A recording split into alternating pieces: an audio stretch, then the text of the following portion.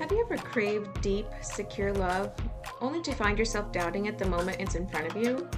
Like when someone is actually consistent and available, instead of feeling safe, you feel unsettled.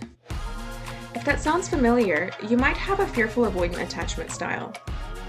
In this episode, we're breaking down the push pull dynamic of the hot and cold archetype, what's really happening inside your nervous system, why your mind second guesses love, and how you can finally start trusting connection again. I'll also share my personal experience as someone who's walked through this healing process myself. Because this pattern, it's not just something I've studied, it's something I've lived.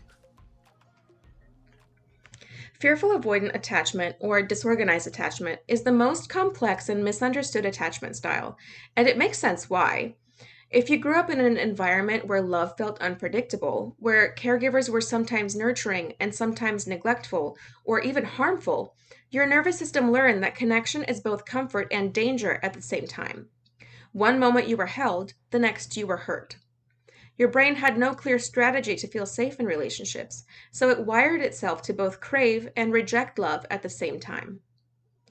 When love is both a source of comfort and pain, the brain adapts by fearing both abandonment and intimacy. You don't know whether getting close will lead to connection or rejection, so your system stays on high alert, always waiting for the other shoe to drop. And because relationships felt like walking on a tightrope, your body and mind adapted. Your nervous system developed a pattern of survival, one that constantly scans for danger, even in safe moments.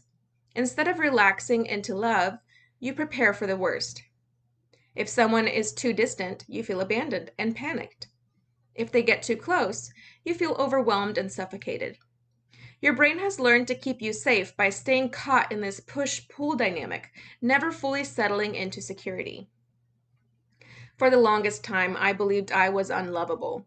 Even when I was shown love, my mind would twist it into something else, like I was too much, too needy, too annoying. I didn't trust anyone because deep down, I didn't trust that love could be real for me. And when you don't trust love, you start anticipating its loss before it even happens. You analyze every interaction, waiting for the moment someone will prove your worst fear, that you were never truly wanted in the first place. If you've ever felt that way, you're not alone. When love has been inconsistent, your system adapts to expect inconsistency. You don't trust the good because the good has never lasted before. And when love does show up in a healthy, stable way, it feels foreign. So foreign that your brain starts scanning for ways it might not be real. This creates a survival adaptation. The brain and nervous system don't know whether to attach or protect, so they fluctuate between anxious activation, when you're scanning for danger, overanalyzing everything, and seeking constant reassurance, and avoidant shutdown, where you disconnect from emotions, retreat, and push people away to prevent yourself from getting hurt. It's exhausting because it means you're always hyper aware of every shift in a relationship, analyzing every word, every text, every facial expression, trying to determine if love is slipping away. And because you don't trust consistency, even when someone is showing up for you, your mind finds ways to question it, to poke holes in it, to anticipate the inevitable fallout before it happens. And this doesn't just live in your mind, it's in your body too. The heart chakra, the center of trust and love, is blocked, making it hard to let people in.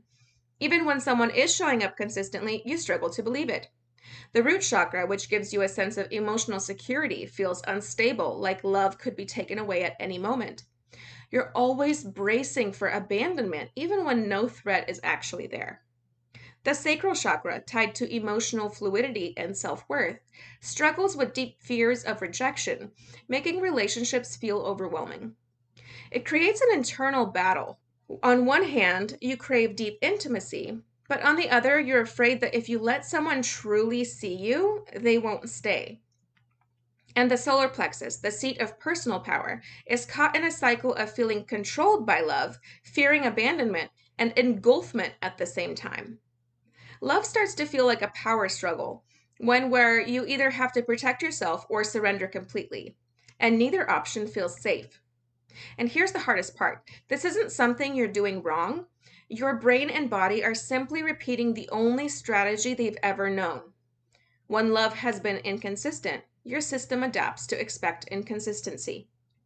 If you've ever wondered, why do I sabotage my own happiness in relationships? This is why. Your nervous system isn't sabotaging you, it's protecting you from a threat that no longer exists. But unless we heal it, that pattern keeps repeating. And the good news is, you can unlearn this. You can teach your system that safety exists in connection. And that's exactly what we're going to talk about next. Fearful avoidant attachment doesn't just show up as an internal struggle, it plays out in every relationship dynamic. The hallmark of this attachment style is the push-pull cycle, a repeating pattern of wanting love, fearing it, and unconsciously testing it. It often looks like this. You crave closeness, so you open up. Maybe you find someone who makes you feel safe, seen, and wanted. For a while, it feels good, but then something shifts. Maybe they show up for you consistently. Maybe they express deep feelings. Maybe they say something that makes the relationship feel real. And suddenly, instead of feeling secure, you feel on edge. A voice in your head starts questioning things. Do they actually love me? Or are they just here out of pity? What if they're cheating? What if they're going to leave the second they find someone better? Your mind works overtime, searching for evidence that their love isn't real. You analyze everything: tone shifts, delayed texts, moments of distraction, grasping for proof that you're being deceived. The fear creeps in, and before you even realize it, you're creating distance, protecting yourself from the pain of what you believe is inevitable loss. Maybe you pull away emotionally. Maybe you stop responding as quickly or start focusing on their flaws. Maybe you pick a fight, testing to see if they'll fight for you. The moment they stop chasing or even just give you the space you created, it suddenly feels like abandonment. And that fear, that's unbearable. So you panic. You reach out, you try to fix things, you search for ways to bring them close again. And once they're back in your orbit, the whole thing starts over. Wanting closeness, getting scared, withdrawing, feeling abandoned, reconnecting, again and again. And the worst part, you might not even realize you're doing this. It might just feel like relationships never work out for you, like something always feels off after a certain point, like love always comes with a sense of inner conflict. But this isn't just a bad relationship habit, it's your nervous system running an old survival strategy. When love has felt inconsistent or unsafe, your brain doesn't trust stability. It sees connection as something that could be taken away at any moment. And so, without realizing it, you start looking for signs that the person you care about will eventually leave or hurt you. You analyze their words, their tone, their energy, waiting for proof that love isn't safe. And when you start looking, you always find something, not because it's real, but because your nervous system is wired to protect you from a danger that may not even exist. And that's where the paradox happens. Fearful avoidants live in a space of both anxious and avoidant tendencies, a constant contradiction. One moment you're deeply loving, craving reassurance, needing proof that someone cares, and the next moment, the very presence of intimacy makes you feel overwhelmed, like you're losing control. So you withdraw, put up walls, detach. It's not that you don't want love, you do, but love has never felt predictable. So your system resists fully relaxing into it. This is why people with fearful avoidant attachment often attract relationships that mirror their inner instability. You might be drawn to partners who are emotionally unavailable because deep down they feel familiar. Maybe you find yourself in relationships where you're always the one fighting to be chosen, where the love feels inconsistent, where you never quite feel fully secure.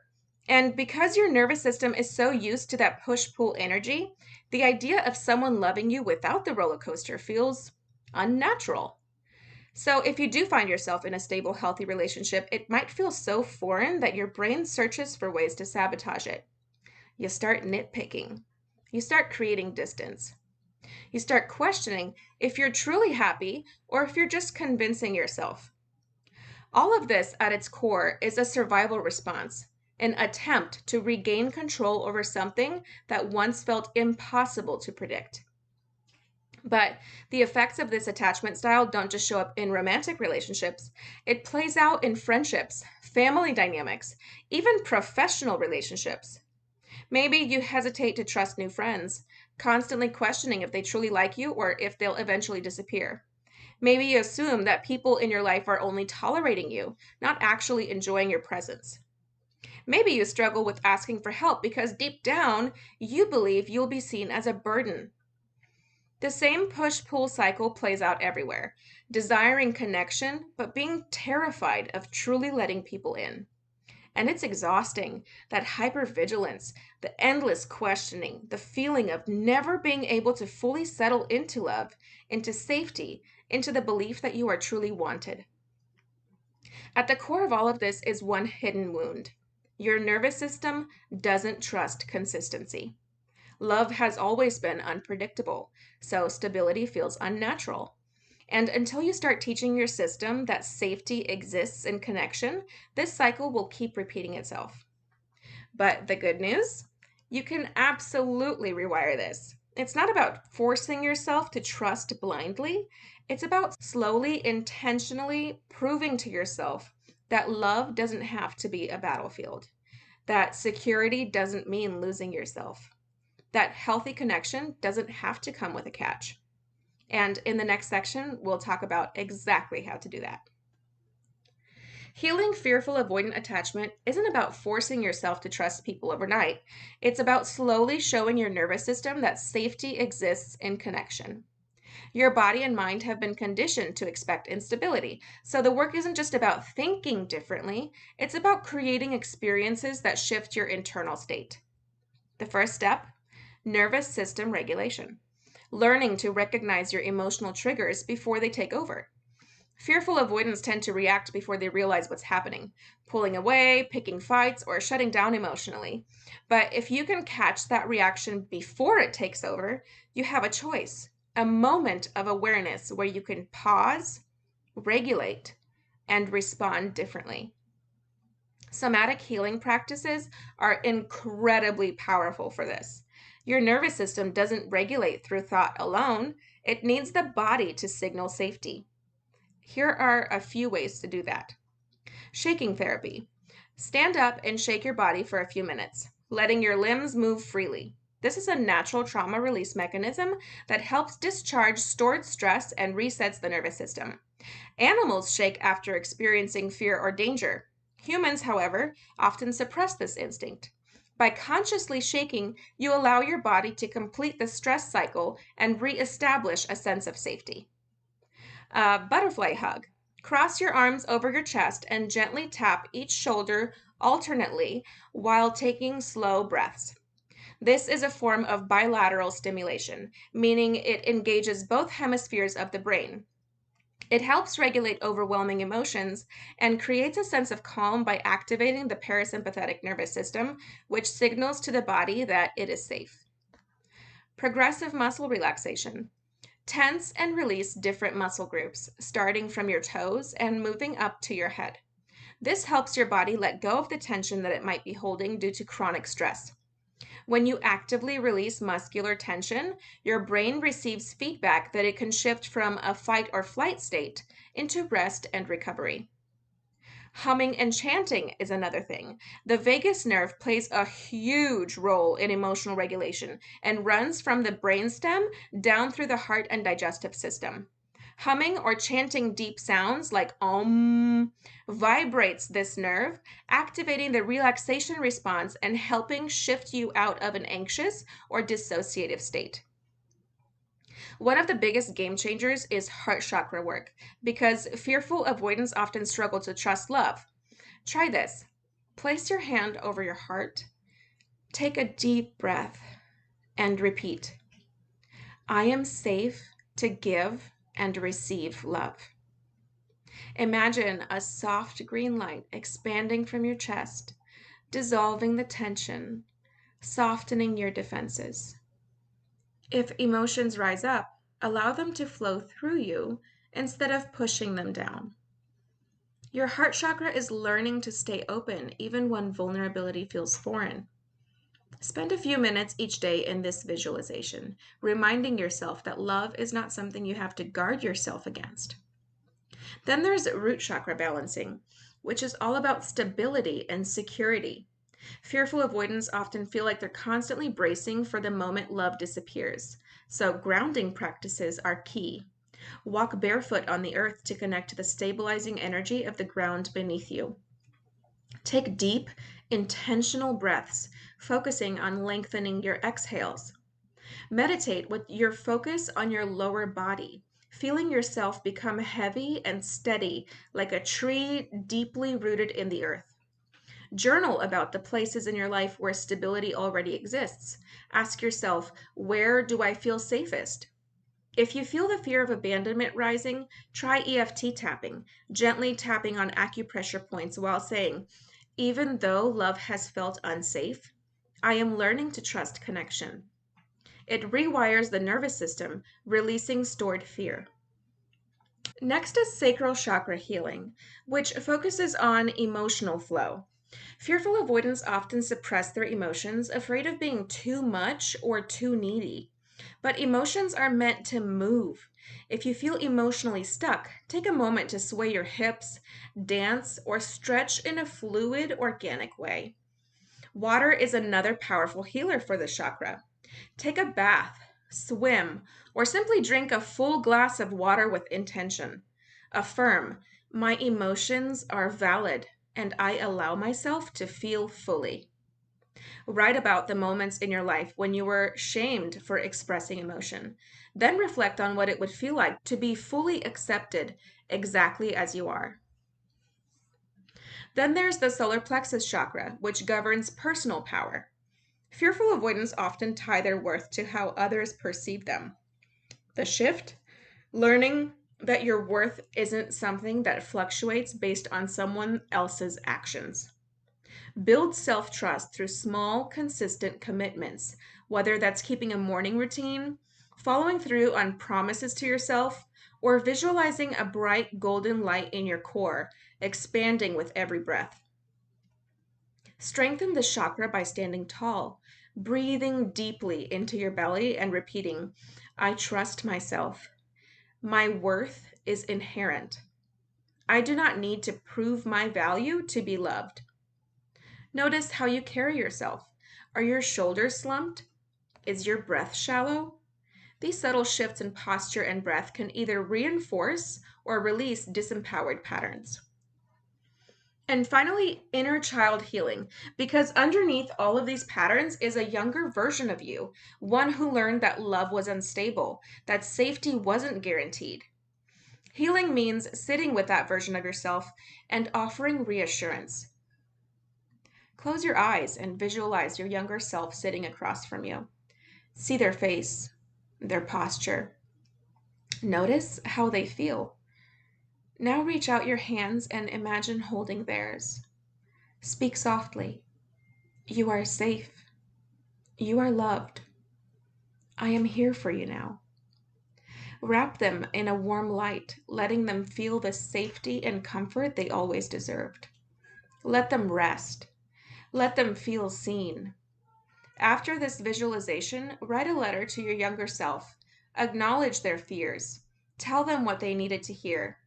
Each time you return to this practice, you are reparenting yourself, teaching your nervous system that love does not have to be chaotic to be real. This isn't about fixing yourself. It's about unwinding old survival strategies and replacing them with something better. And the more you practice, the more your system learns that stability doesn't mean loss of freedom, that love doesn't mean danger, that you are and always have been worthy of deep, secure connection. Now that we've explored healing practices, let's integrate this work with self reflection. Grab a journal, sit in a quiet place, and allow yourself to explore these prompts deeply. This isn't about forcing an answer, it's about uncovering patterns, emotions, and subconscious beliefs that may still be influencing your relationships. Take your time and be kind to yourself as you write. Number one, in what ways do I crave intimacy but also fear it? Do you notice yourself desiring deep connection but then pushing it away when it gets too close? What emotions arise when you think about being fully seen by someone? Does vulnerability feel liberating or terrifying? Trace this back. Where did you first learn that closeness could feel unsafe? Number two, How do I react when someone gets too close? When someone offers you love, do you lean in or pull back? Do you test people to see if they'll stay? Do you find yourself emotionally detaching, getting defensive, or picking fights? Try to recall specific situations where you felt overwhelmed by closeness. What did you do? How did it feel in your body? Number 3, what childhood experiences made love feel unpredictable or unsafe? Think about your earliest experiences of love. Were your caregivers emotionally available? Did love come with conditions? Were there moments when affection was given and then suddenly withdrawn? Write about a specific memory that shaped your beliefs about love, safety, and trust. Notice if any emotions arise as you reflect. Number 4, how can I create more stability and trust within myself? What are some ways you can become your own safe space? What daily rituals or self-care practices make you feel grounded? How can you practice self-trust? Keeping small promises to yourself, listening to your needs, or creating boundaries that honor your well-being. What does inner stability look like for you? Number 5, how does my heart chakra feel right now? What about my root, sacral, or solar plexus chakras? Close your eyes and take a deep breath. Scan your body, paying attention to how each chakra feels. Does your heart chakra feel open or guarded? Does your root chakra feel stable or ungrounded? Does your sacral chakra allow emotional flow or does it feel blocked? Does your solar plexus hold confidence or does it feel weakened? Describe the sensations and thoughts that come up. If you feel imbalance, what could help bring alignment? As you write, let yourself feel without judgment. If emotions surface, sit with them. This is part of the healing process. Remember, self-awareness is the first step to transformation. Your experiences are valid. Your healing is unfolding, and you are learning to create a new, safer relationship with love. We've covered a lot in this episode, understanding the push-pull cycle, how fearful avoidant attachment plays out in relationships, and most importantly, how to begin healing. If you take away one thing today, let it be this. Healing doesn't happen all at once. It's a process of unlearning old survival patterns and teaching your nervous system that love can be safe, steady, and fulfilling. Every small step you take brings you closer to the version of yourself that feels secure in love. Next week, we're wrapping up this series with the final episode, The Secure Goddess. We'll dive into what secure attachment actually looks like, how to embody it, and what life feels like when love isn't a battle, but a source of deep peace and connection. You won't want to miss it. If this episode resonated with you, don't keep it to yourself. Share it with someone who needs to hear it. And if you want to go deeper, follow me on Instagram @DianaFager.coach for more insights, or sign up for my free guide on healing attachment wounds. Link is in the show notes. And if you're ready to do this work with me, my Healing Her coaching program is designed to help you break free from anxious avoidant patterns and step into deep, secure love. The details are also in the show notes. Also, for this week only, I'm offering single one-on-one sessions, something I don't typically offer outside of my coaching packages. If you've been curious about my work and want to experience it firsthand, this is your chance to get personalized support without committing to a full program. Spaces are limited, and once they're gone, so you can find the booking link in the show notes. Thank you for being here, for showing up for yourself, and for doing this work. Healing is possible, and you are so worthy of love that feels good. I'll see you next time for our final episode in the series.